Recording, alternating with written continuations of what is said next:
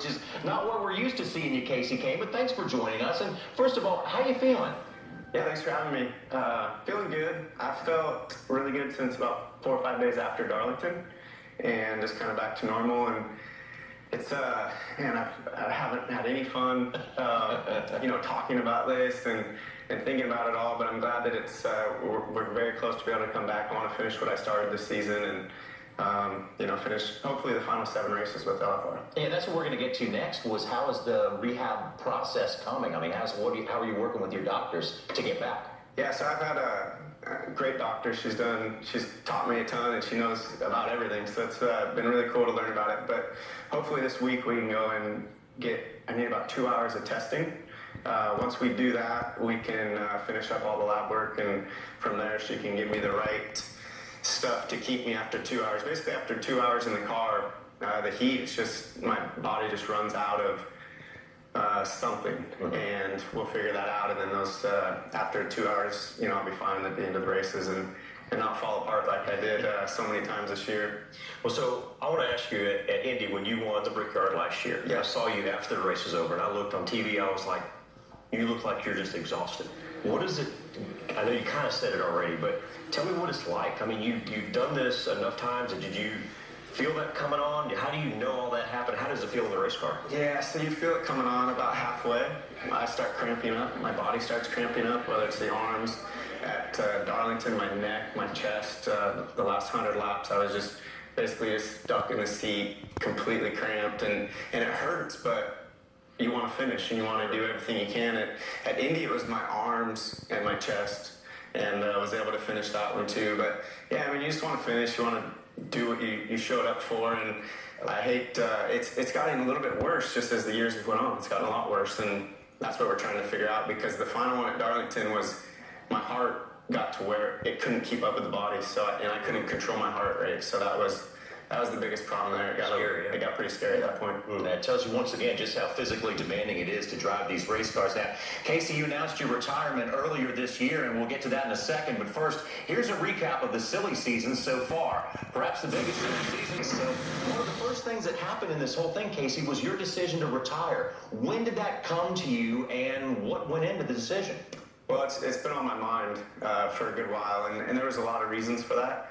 Health actually being one of them. I didn't really put that out there, but once the Darlington stuff happened, then that was definitely a big part of it. And so to me, it's just time. I have other things that I want to do. I'm looking forward to do.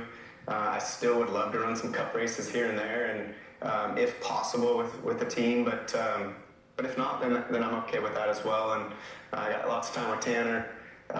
Sprint car stuff, and then hopefully some business opportunities. Because this is a grind. It's a hard season. It is, Kasey, and this is your 15th full-time season in Cup. As hard as it is to believe, I know from my perspective, but what do you see with the transition our sport is going through right now, where veterans are being moved out, some on their own, be it just retiring, to your point, and all these new drivers being put in these top rides? What do you kind of see with this transition? Well, I think there's a lot of reasons for it, and everybody has their own thoughts on what it is for each specific driver, but I feel like there's a lot of reasons for it. I think there's a lot of talent in the younger drivers as well, and they learn very quick. They get a good opportunity. They can perform, and I think that's great. But yeah, I think there's a lot of reasons on everybody's side, and you don't know what they all are. You look at Kevin Harvick, who I think could probably keep going for a long time because he's still performing so well. He's in a great car. He has a great team behind him. They have great sponsors. So it's different. That's way different than kind of my situation. So we just have to figure it out on each individual side. But the young talent is good. Yeah, it's a changing landscape. And Kasey, we want to get your thoughts on the landscape of this Roval we're about to take on this afternoon, but also coming up on race day.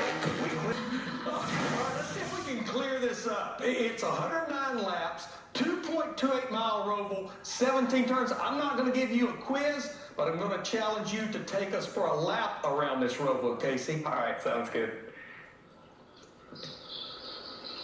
Tell this is live TV, right? Right.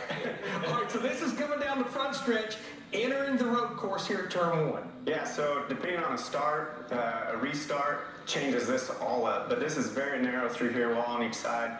The track that you're coming here, you want a little bit wide in entry, but the banking also falls off the wrong direction through there to get loose. Another corner, quick, comes up quick, get out over the rumble strips here, and this is a second gear straightaway.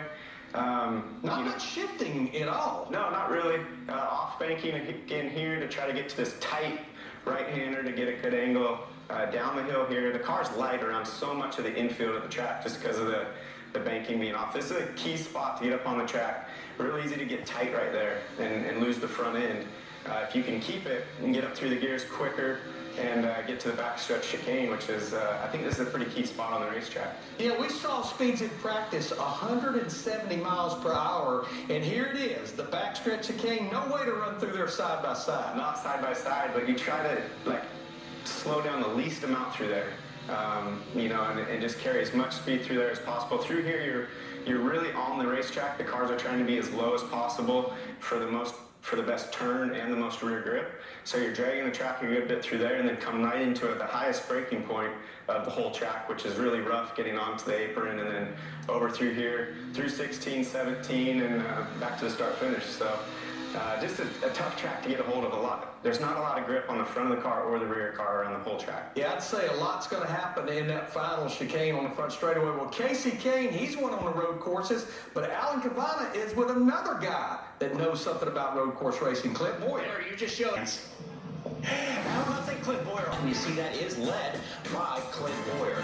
So Kasey, from your perspective, you know these drivers well. You know how they handle pressure. Of those four, who do you think has the best chance to jump up? Actually, I think two guys will make it in. I think Jimmy and Clint will both make it to the next round.